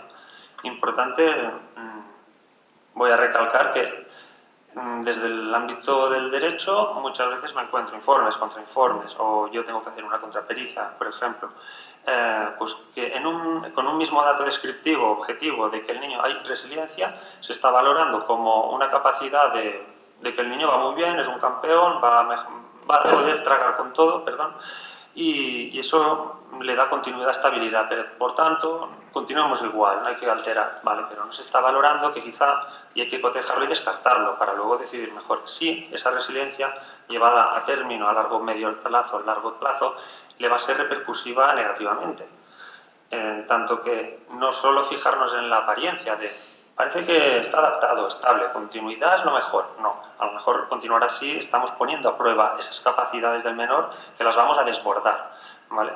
Entonces, la otra cara de la moneda sería menor que también está en un proceso de adaptación, con lo cual muestra irregularidades. Hemos de cambiar, hemos de poner esto de esta manera, esto de otra. Pues no, tampoco. O sea, no tener esas ideas tan fijas, sino estar abiertos a que valorar que si hay irregularidad puede ser que sea una fase necesaria porque todo niño tiene que adaptarse en cualquier etapa y son etapas necesarias. Hay que ver si son coherentes con lo que ha habido, hay y se prevé que pueda haber, porque la psicología habla de conductas, pero habla de pronosticar conductas y de cómo se prevé la evolución de esa conducta. Y eso, claro, utilizado bien o mal, repercute muy mal en el menor a medio, largo y corto plazo. Los psicólogos, la tarea es dirimir bien estas cuestiones en cada contexto. Problemáticas parentales que no colaboren, deshabilidad social, mostrarse muy adecuados a nivel parental, ¿no? O interparental, no focalizar bien, es decir, priorizar esos intereses personales sobre los del menor, o manipulación, y entraríamos en muchos otros temas, ¿no? La infancia hay que entenderla como un rol activo, ya lo hemos comentado, y hay una limitación en la primera infancia de los menores en que a nivel psicológico, jurídico, forense aún falta mucho trabajo, ¿no? Que es etapa de los 3, de los 4 a los 5 incluso. No hay verbalización clara, hay pruebas que existen, pero algunas no se pueden aplicar, otras aún los menores no tienen la capacidad. No hay desarrollado completamente la parte cognitiva ni moral del menor, con lo cual puede estar haciendo cosas que ni él mismo sabe si están bien hechas o no. Puede estar haciendo un acompañamiento emocional a uno de los progenitores, viéndolo lo más natural y normalizado del mundo, y nosotros podemos estar viendo que no es lo normal y adecuado para ese equilibrio con ambos padres. Y hay que trabajar mucho en ese aspecto, es decir, la parte emocional, trabajarla mucho. Y no desde la visión de cubrir necesidades básicas, sino de velar por sus derechos de los menores, sino de velar para que haya oportunidades de un desarrollo mejor, potenciar. ¿De acuerdo? Situaciones con el menor que nos encontramos más preservado emocionalmente. ¿Cuándo? Pues cuando ha habido alta cooperación parental, baja conflictividad, como es lógico, respeto a la continuidad y estabilidad social, personal y afectiva del menor, teniendo en cuenta lo que hemos comentado antes, no estar mediatizado, no instrumentalizado, que no cubre necesidades de los mayores haciéndoles un acompañamiento a nivel de yo me posiciono más contigo que con el otro y para ser leal a uno le soy desleal al otro, ¿vale? Estos temas tenerlos en cuenta a la hora de valorar también. La parentalidad, quiero reseñar 2 o 3 cosas. Se tiende mucho a pensar que la parentalidad debe ser algo idílico, conjuntivo de los 2 padres, y la realidad nos da la información siguiente, es decir, hay parentalidades compartidas, antes, durante, después, solo antes, un poco durante, nada después, pero luego también hay otro tipo de parentalidades que yo llamo paralelas, o sea, se están pudiendo ejercer 2 roles paralelos parentales con un mínimo básico indispensable de interparentalidad a nivel de cotejar o poner en común cuestiones, pero al niño se está valorando que se le está cubriendo realmente todas sus necesidades, tanto desde un entorno como del otro. Valorar eso, ¿no? Más es importante, valorar cómo se les están cubriendo y no tanto si es la etiqueta idílica de estilos educativos de padres homogéneos, perfectos, idílicos. No, pueden ser distintos, pero constructivos, complementarios, pero también verlo en qué medida, no creernos de que siempre que son distintos son constructivos. No, pues verlo en qué medida es coherente y en el menor tienen repercusión buena. Voy acabando. ¿Qué nos lleva a la mala praxis? Establecer conclusiones de personas que no hemos visto, ser parcial, revelar datos sin autorización, recabar datos irrelevantes, no tener prejuicios, nos lleva a la mala praxis, que es tener prejuicios, discriminar, no concluir sin haber, es decir, hemos de concluir teniendo argumentación en el cuerpo del informe, no concluir cosas que aparecen allí otra vez como algo que, ¿y de dónde sale esto? Y reflejar todo lo que se ha hecho en metodología, pruebas, entrevistas y demás. Tiene que expresarse siempre qué trato se le ha dado a cada información y si no se ha valorado, por ejemplo, un test, decir por qué también. Porque hay test que se invalidan sobre su propio análisis interno estadístico, ¿no? Porque o ha habido manipulación, deshabilidad social, inconsistencia de respuestas y demás. De acuerdo. Propuestas. Parte final del título de la ponencia. Pues concienciarnos todos de que hemos de tener mente abierta, coordinarnos con todos los profesionales posibles siempre que respondamos al nivel del objeto de la pericia y que sea relevante. Intervención más rica cuanto más mejor, más rigurosa además, métodos distintos para poder cotejar mismas informaciones, buscando y persiguiendo ese aspecto de la replicabilidad de una pericial. Aunque tengamos estamos hablando de la pericial más comprometida de las periciales, quizás. No es una pericial de una nave industrial, ni de un arquitecto, ni de un médico a nivel de aplico radiografía y tiene que salir lo mismo. Estamos hablando de un menor con variables múltiples en constante juego y dinamismo, que varían con el propio ciclo vital. Entonces, buscando la replicabilidad quiere decir buscando otro perito con la misma información, expediente, pruebas y entrevista en ese momento evolutivo del menor pudiera llegar a esas mismas conclusiones. Y no, como se ven a veces, informes que han valorado más o menos igual y son súper dispares entre uno y el otro. Y sobre todo, perseguir también el asesorar más y que tanto jueces fiscales como abogados estén abiertos a eso y ojalá estuvieran más también, porque hay muchos especializados y tienen esa sensibilidad, pero falta mucha más sensibilización en ese aspecto, que puedan ser asesorados en esos aspectos que no son estrictamente legales, sino a nivel psicológico respecto a menores, situaciones, conviene, no conviene, es viable esta pericial en este momento, no es viable, pero desde el punto de vista del interés superior del menor, el proceso y lo que conlleve. Tenemos que estar en continuo aprendizaje, no estancarnos, no conformarnos y estar abiertos a las casuísticas que nos van cada día alimentando y dando nueva información y forzando a la actualización. Muchas gracias y esto es todo.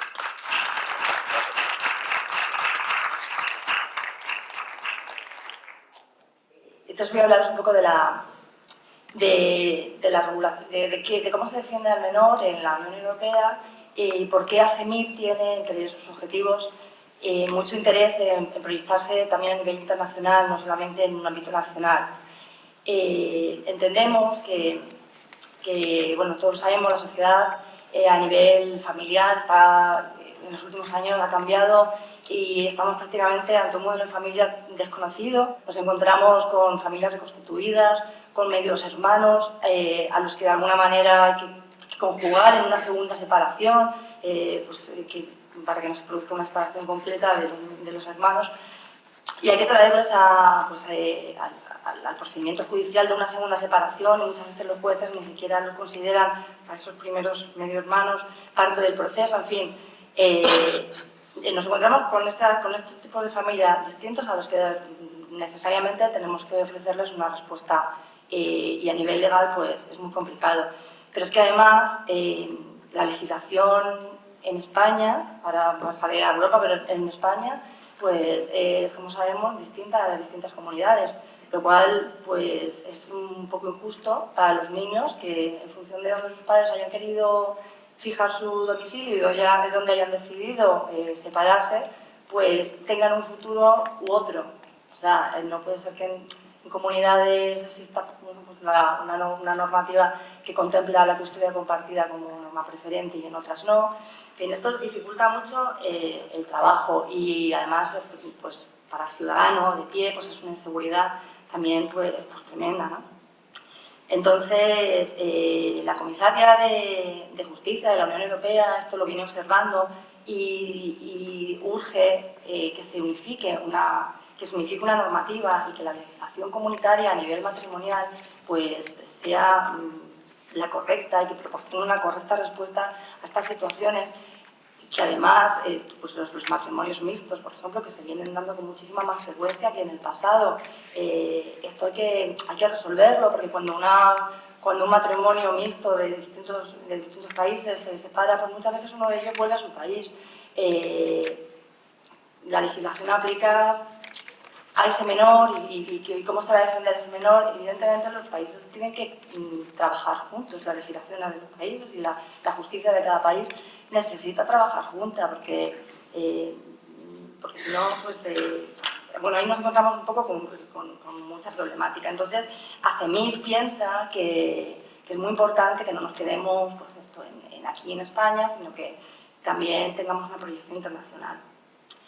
Un poco al hilo de lo que os estoy comentando, ¿no? Y a modo de ejemplo, por ejemplo, en Francia no existe la figura del Ministerio Fiscal. El menor es representado por sus padres, por sus propios padres, y se considera que tiene juicio, o sea, que tiene una madurez a partir de los 8 o 9 años, para que veáis que es distinto que aquí, y además puede tener su propio abogado, algo que aquí en España pues, como que es impensable, ¿no? En Alemania tampoco existe la figura del Ministerio Fiscal, existe se llama un curador, que se introdujo en 1997 y es quien defiende al menor, pero no es una figura pública como el Ministerio Público que tenemos aquí. En Bélgica sí que existe, tiene un régimen parecido al español. Lo único que el informe del Ministerio Fiscal, que ya sabéis que desde hace un tiempo no es vinculante aquí ya en España, en Bélgica sigue siéndolo. En Suiza, por ejemplo, pues solamente se puede nombrar un representante del menor en aquellos casos en los que exista un conflicto que existan distintas posturas sobre la patria potestad o el régimen de visitas. En países como Reino Unido, Irlanda y Dinamarca, los menores están representados por sus padres. Esta distinta normativa, pues, como podéis ver, dificulta muchísimo que exista el mismo tratamiento para las familias en un país o en otro. Y desde Bruselas se critica esta ausencia de uniformidad y además hay un agravante también, y es que el reconocimiento de las sentencias a veces es muy... no se llegan a reconocer bien de un país a otro, por lo cual su ejecución en un país distinto al que ha sido dictada, pues también es problemático. Por eso, bueno, desde ASEMIR tiene una gran preocupación por esto y tenemos entre nuestros objetivos proyectado de momento presentar la asociación en Portugal, en Chile, tenemos unos contactos un poco ya medio avanzadillos. Y esto es lo que quería un poco contaros, que no puede ser que nos quedemos aquí en España simplemente porque hay mucho que hacer fuera, porque las personas que ahora viven aquí, a lo mejor mañana viven en Alemania uno de ellos y aquí el otro progenitor y hay que seguir dándoles una respuesta. Y a SEMIR le apetece mucho intervenir en estas situaciones y proyectarnos fuera de España y desde luego propulsar pues una legislación uniforme en todo lo posible, respetando, me imagino que cada país tendrá siempre su idiosincrasia, pero ahí queremos estar. Entonces, pues en ese sentido también, si os apetece uniros a este proyecto, que no nos vamos a quedar aquí en España.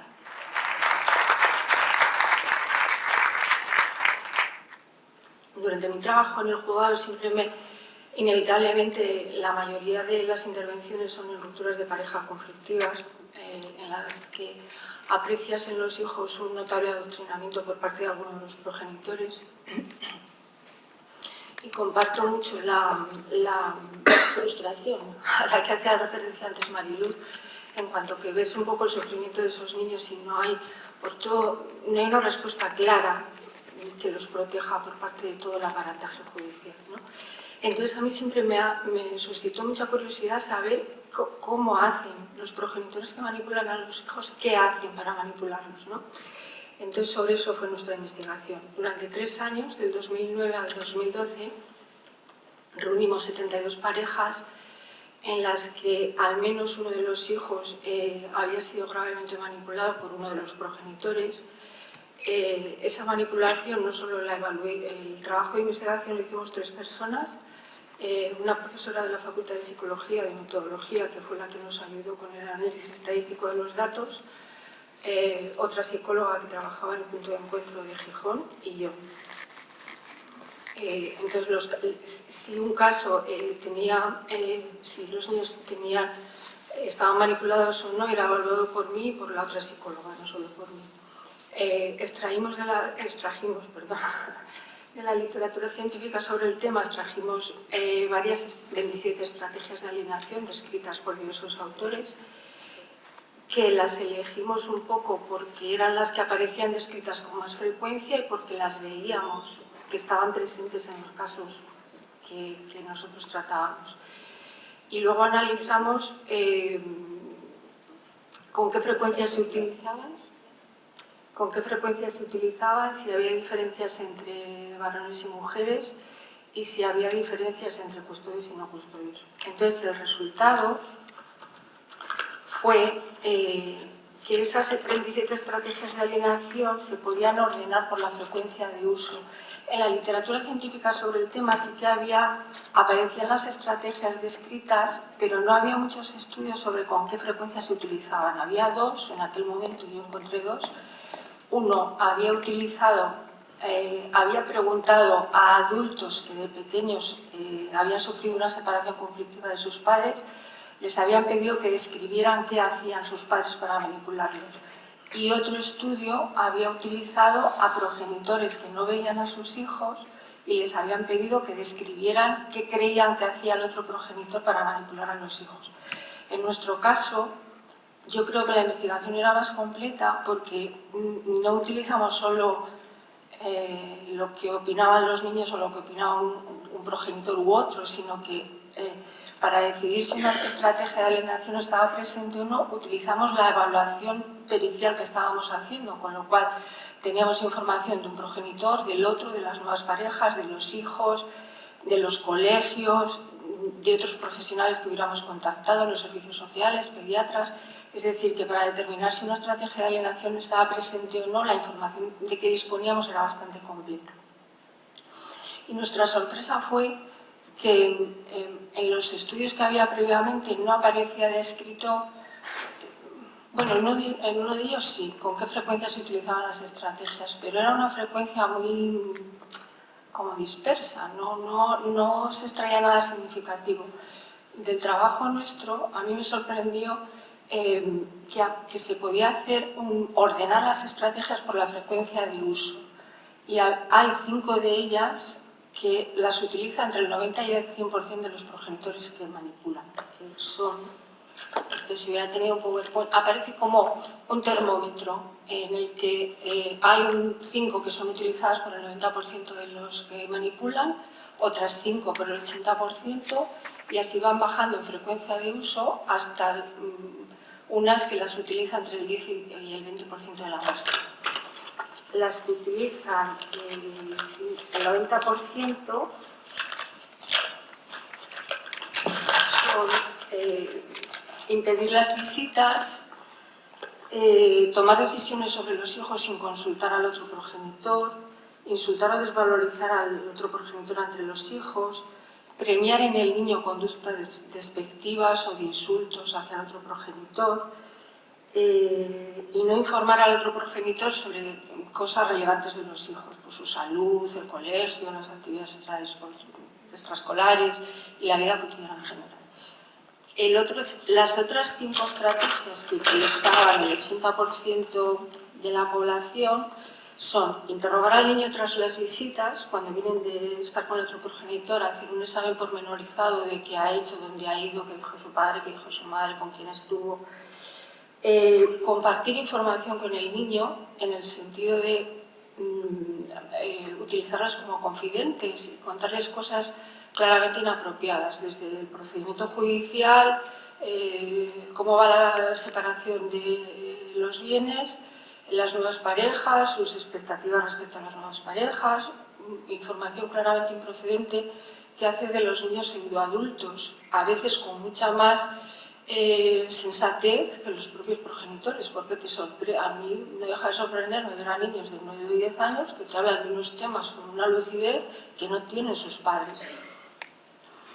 Con lo cual, el perjuicio es que les privan de su infancia, porque con 9 o 10 años son ya pseudoadultos. Otra de estas 5 estrategias que utiliza el 80% de la población que manipula es interferir el contacto simbólico. Es decir, los niños no pueden tener ningún objeto en su casa que recuerde al otro progenitor, sea foto, regalo, ropa, cualquier cosa que el otro progenitor les compre o les dé o recuerde su presencia en el domicilio del progenitor custodio, desaparece. Dificultar las comunicaciones telefónicas. Cualquier abogado, cualquier padre, madre que esté en un proceso de separación conflictiva sabe lo frustrante que es intentar mantener contacto telefónico con sus hijos. Bueno, yo cuando trabajaba, ahora no trabajo en el juzgado, afortunadamente, pero cuando trabajaba, a veces la juez tenía que decir cuándo tenía que telefonear el progenitor, a qué hora y qué días. porque si no era imposible. Y otra de las estrategias es buscar cuidadores alternativos, es decir, si el padre o la madre trabaja y no tiene con quién dejar a los niños en un momento puntual, acudirá a cualquier persona antes que a su ex. Será un vecino, será un amigo, será un abuelo o un tío con el que no tenga mucha relación, pero nunca a su ex. Y luego hay otras, así van descendiendo en frecuencia de uso, reseño las 10 que son utilizadas con más frecuencia, porque esto entiendo que es el núcleo de estrategias que utiliza alguien que pretende manipular a sus hijos. Entre las poco utilizadas estaría, al menos en la muestra nuestra, cambiar de domicilio e intentar cambiar los apellidos de los hijos. Sí que es cierto, cambiar de domicilio no es de lo que con más frecuencia se ve, porque claro, implica un coste económico muy grande, de dejar tu trabajo, dejar tu casa, irte a otro sitio en el que a lo mejor no tienes ningún apoyo y no todo el mundo lo puede hacer. Sin embargo, yo sí que he visto familias que se vienen de Cataluña, de Andalucía, que se venían a Asturias, dejaban todo y se plantaban en otro sitio con el objetivo primordial de alejar a los hijos del otro progenitor.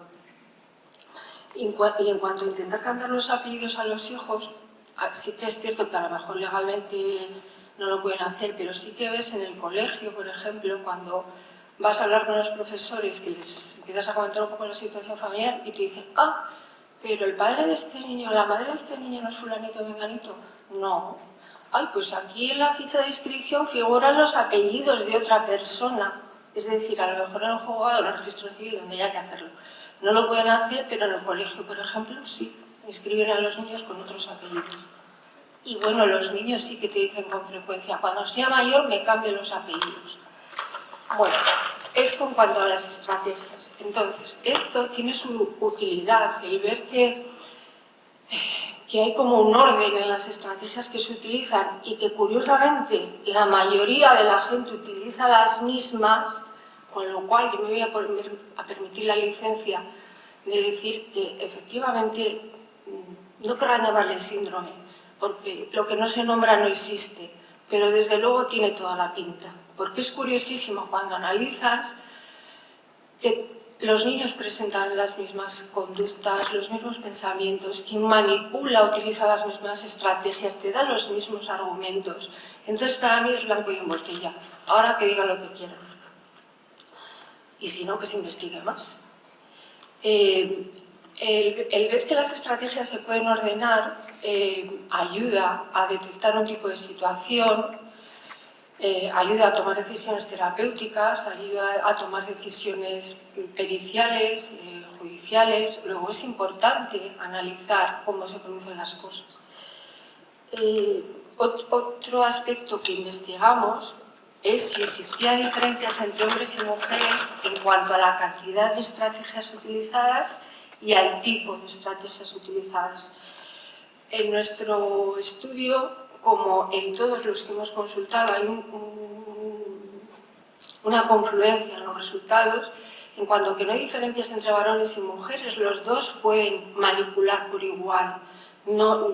Sí es cierto que cuando se empezó a investigar sobre este tema hay algunos artículos que culpaban principalmente a las mujeres y parecía que era específico de las mujeres en manipular a los hijos, pero rápidamente se vio que no, los varones también manipulan. Y cuando analizas estadísticamente, los números que son tan objetivos y tan cuadriculados te dicen que no hay diferencias entre varones y mujeres. Hasta tal punto son similares que no difieren en la media de estrategias que utilizan. Utilizan una media de 16. Nosotras describimos 27 estrategias, pues por término medio utilizan 16. ¿Esto qué quiere decir? 16 estrategias diferentes son muchas. Quiere decir que alguien que manipula no lo hace por casualidad, ni ay, me descuidé y le dije esto al niño sin querer. No, exige un propósito y un objetivo en el que son sumamente constantes, hasta el punto de que aburren al juzgado. Sí, antes Maribel estaba diciendo cómo funciona la justicia, las lagunas que tiene, las dificultades, pues cuando encima te encuentras con una persona que es irreductible, pues al final se sale con la suya. Una cosa es que alguien en un momento de enfado diga, pues es que tu padre o tu madre es tal o cual y me tiene hasta las narices. Eso no es manipular, eso es un desahogo, que cualquiera lo puede tener. ¿Sería deseable que no lo tuviera? Pues sí, pero si lo tiene, tampoco nos vamos a rasgar las vestiduras por eso. Pues en el número de estrategias que utilizan varones y mujeres no hay diferencias. Sí que hay diferencias en cuáles utilizan. Las mujeres utilizan de forma más significativamente diferente aquellas que les llevan a buscar apoyo, aliados. Por ejemplo,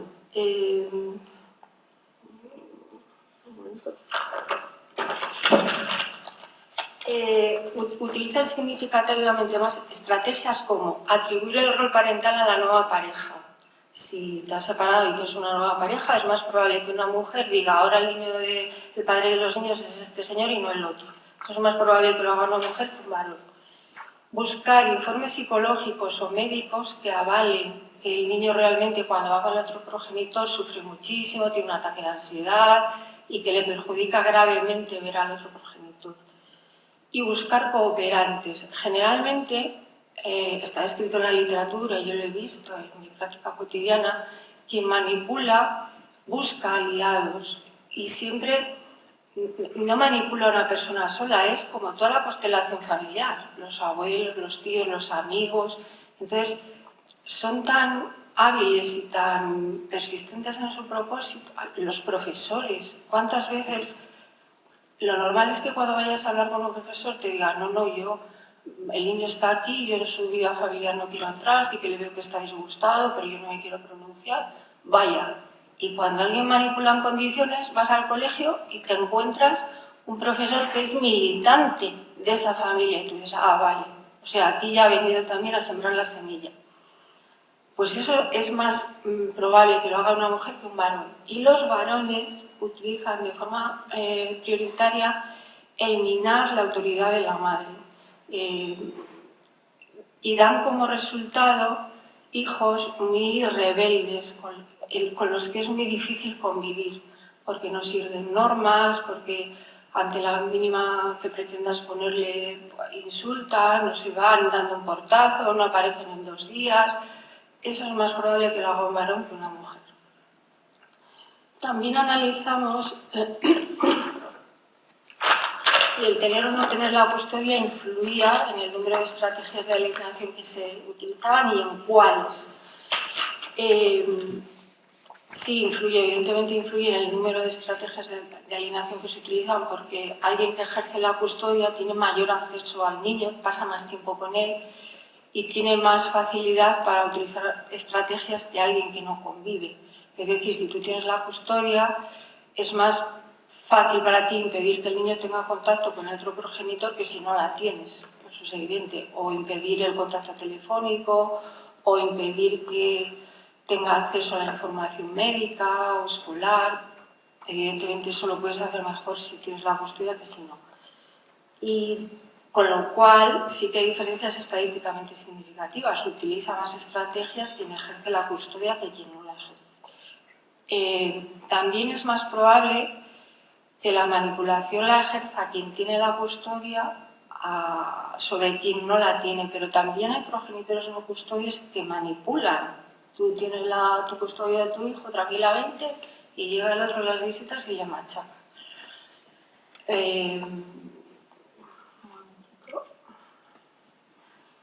Puesto que es más probable que quien aliene tenga la custodia, en nuestra muestra tenía la custodia el 83% de los manipuladores frente al 17% de los manipuladores que no tenían la custodia.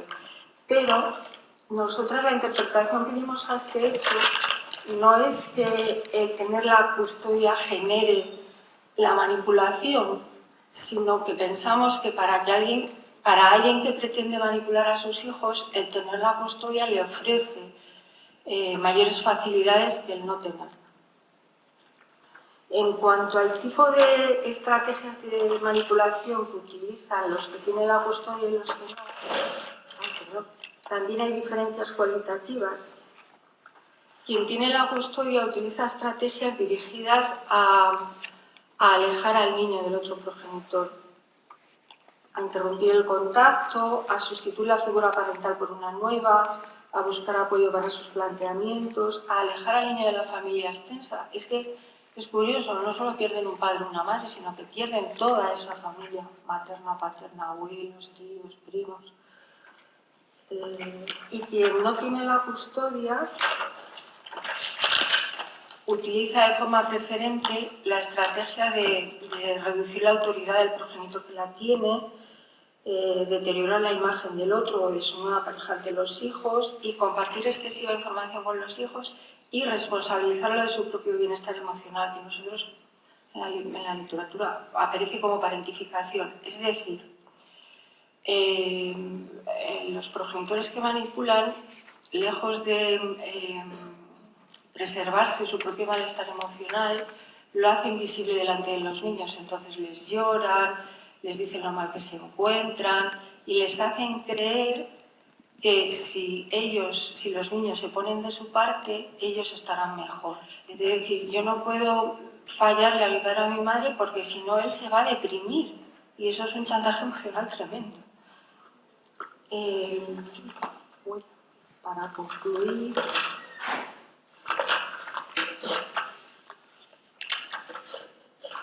Para concluir, esto era básicamente lo que quería decir, que el resultado de nuestro artículo nos lo publicaron en una revista americana y que fue motivo de orgullo para nosotras.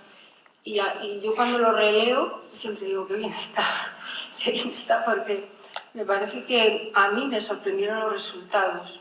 Me sorprendieron por lo mucho que ayudan los números. Cuando tú cuentas, dices, anda, mira, pero si esto va así. Lo mucho que ayudan los números a entender las cosas. Y ese era nuestro propósito. Tenemos previsto continuar con el material, analizando el material que tenemos, en la dirección de ver la gravedad de la alienación, pues puede ser mayor o menor, pues qué tipo de estrategias se utilizan cuando la gravedad es mayor, cuando es menor, si influye que se tenga o no la custodia, que se sea varón o mujer, en fin, en eso estamos. Muchas gracias.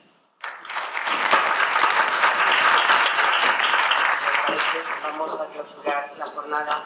Va a intervenir don Jorge Cardona Lloret, que como no sé si sabéis, pero es miembro de la Comisión de Derechos del Niño de la ONU y es catedrático de Derecho Internacional Público, y su gran experiencia en la defensa de los derechos humanos y concretamente de los menores, con lo cual es gratificante y es un honor para nosotros que nos acompañen.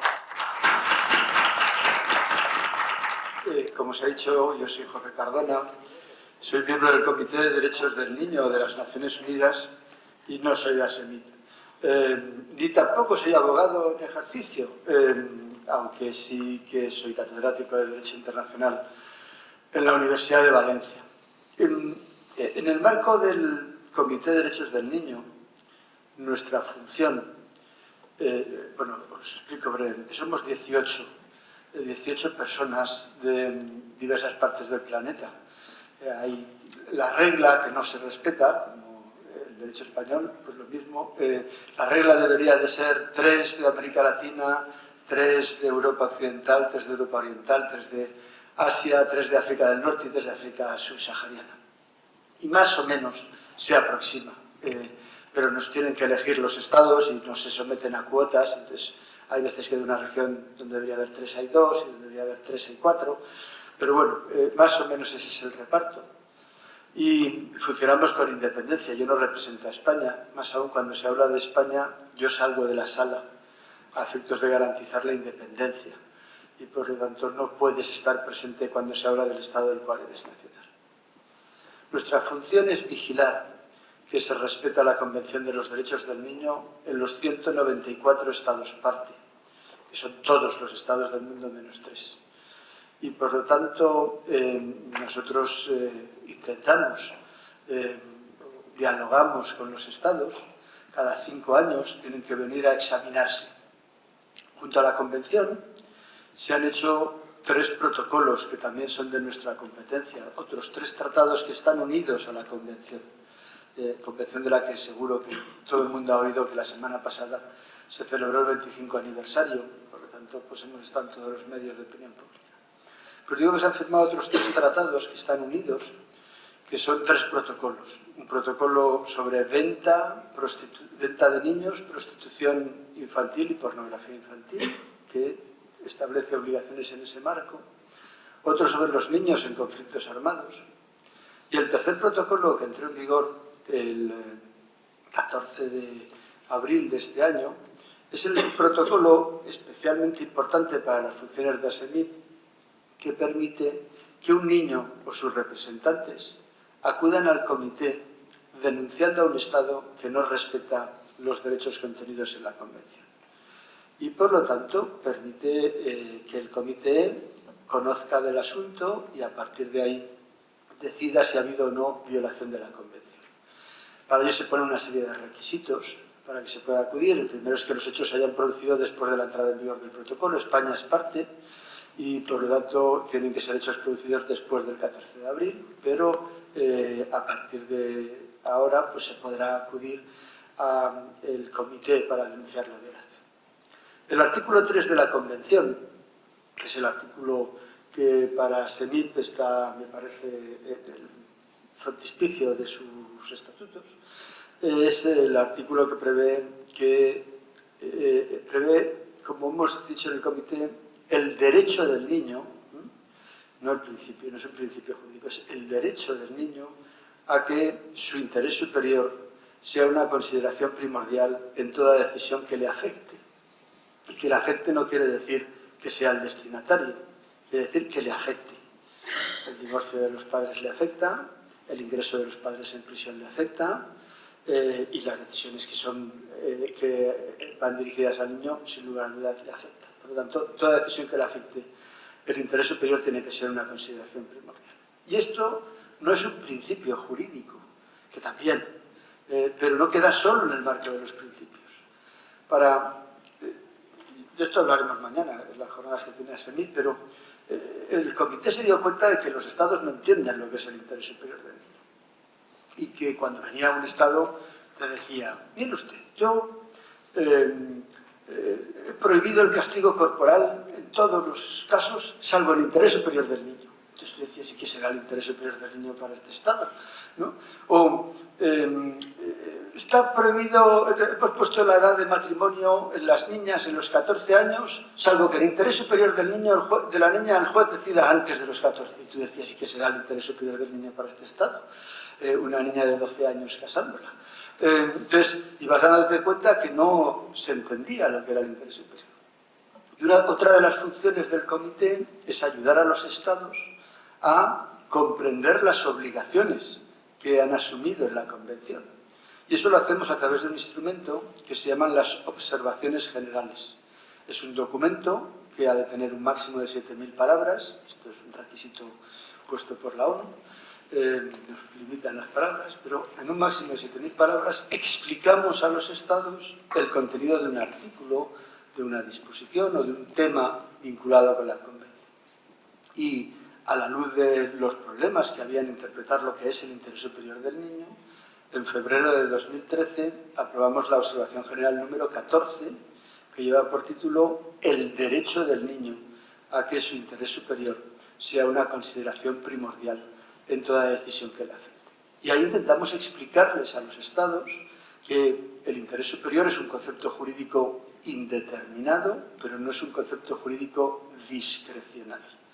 Yo fui el relator que le tocó redactar esa observación general y en la pizarra de mi despacho de la Facultad de Derecho de Valencia, que es donde yo trabajo fundamentalmente, luego eso hay que traducirlo en el ordenador, pero yo trabajo primero en pizarra, eso sí, de Vileda, para no llenarme de tiza, pues en la parte de arriba puse como lema para saber qué es lo que tenía que decir. Si yo tengo que determinar para una decisión el interés superior de 5 niños diferentes para la misma decisión, debería de llegar a 5 conclusiones diferentes, porque no hay 2 niños iguales. Cada niño, un niño tiene padres y el otro no los tiene, un niño tiene una discapacidad y el otro no la tiene, un niño vive en una familia desintegrada y el otro no, un niño es migrante no acompañado y el otro no, y por lo tanto hay que tener en cuenta que cada niño es único y que su interés superior, que es el respeto del conjunto de sus derechos y el desarrollo holístico del niño, es el suyo, que no es igual al de los demás. Por contra, puse en la pizarra debajo de eso de 5 niños, 5 soluciones, puse si 5 adultos tienen individualmente que determinar el interés superior de un niño para una decisión, individualmente deberían de llegar a la misma solución sin hablar entre ellos. Es decir, el interés superior no es lo que yo pienso que es mejor para el niño, sino lo que es mejor para el niño. Y por lo tanto ha de haber criterios que deben de ser evaluados, ponderados, y esos criterios a evaluar y ponderar sí deben de ser objetivos. Y evaluado y ponderado a la luz de las circunstancias del caso concreto, hay que determinar el interés superior de cada niño, a la luz de todas las circunstancias. Entonces, eso es lo que hemos pretendido explicarles a los Estados. Aquí se ha hablado de la reforma de la legislación española. La legislación española está en proceso de reforma, está a punto de llegar al Parlamento, y ya el Consejo de Estado, que era el último dictamen que hacía falta, ha emitido dictamen sobre la reforma de la Ley Orgánica de Protección Jurídica del Menor, que, si no recuerdo mal, reforma 22 leyes, incluido el Código Civil, la Ley de Enjuiciamiento Civil, la Ley de Procedimiento Penal, la Ley de, 22 leyes de todo tipo. Que es donde ASEMIP tiene que incidir con los grupos parlamentarios para que se haga, cuando llegue al Parlamento, que ese proyecto sea mejorado en aquellos aspectos que, por ejemplo, en el ámbito del derecho de familia deben ser mejorados. Hay muchas reformas ahí introducidas en ese proyecto. También, como explicaré mañana, y esto me sirve de anuncio, hay que reconocer que también ha incorporado la observación general sobre el interés superior del niño, y el nuevo artículo 2 de la Ley Orgánica de Protección Jurídica del Menor ha pasado de tener 3 líneas a tener 2 páginas y media, explicando los criterios que deben de ser evaluados y ponderados en cada uno de los casos para evaluar y determinar el interés superior del niño. Entonces, yo creo que está en el camino de mejora. Pero cuando a mí ASEMIP me invitó a participar en este acto de presentación en Madrid, yo les dije enseguida que sí. Pueden reconocer que no les puse la más mínima pega, además de que aprovechaba de que llego de Bucarest, donde he salido a las 6 de la mañana y he llegado aquí a las 11, pues pasaba por Madrid, por lo tanto era una muy buena ocasión. Pero en segundo lugar, yo creo que es necesario que haya organizaciones como esta, interdisciplinares, formadas por juristas, psicólogos, médicos, que vigilen, que promuevan, que se respete el interés superior del niño.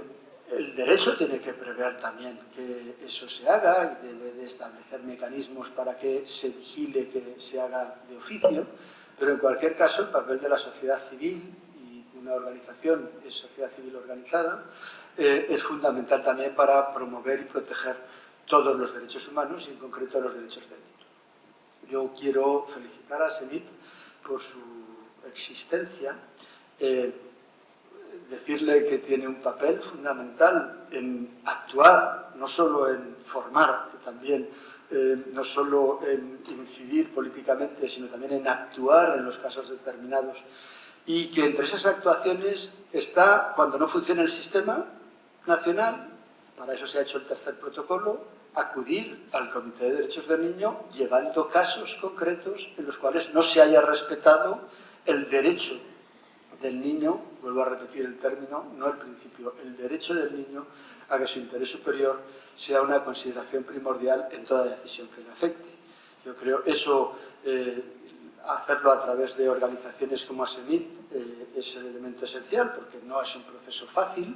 Entre otras cosas hay que hacerlo todo en inglés, pero se puede hacer en español, pero entonces no lo lee nadie, entonces este es el problema. Entonces la recomendación es hacerlo en inglés, y supone un estudio de una jurisprudencia internacional y de unos documentos internacionales a los cuales no está acostumbrado el letrado, el jurista español, y por lo tanto supone un esfuerzo, pero en el marco de una organización eso es fácil. Y es el modo de hacerlo, y por lo tanto yo felicito a ASEMIP por su existencia, Y le animo a seguir trabajando. Y creo que con esto he cumplido, ¿no? ¿Sí? Muy bien, pues muchas gracias.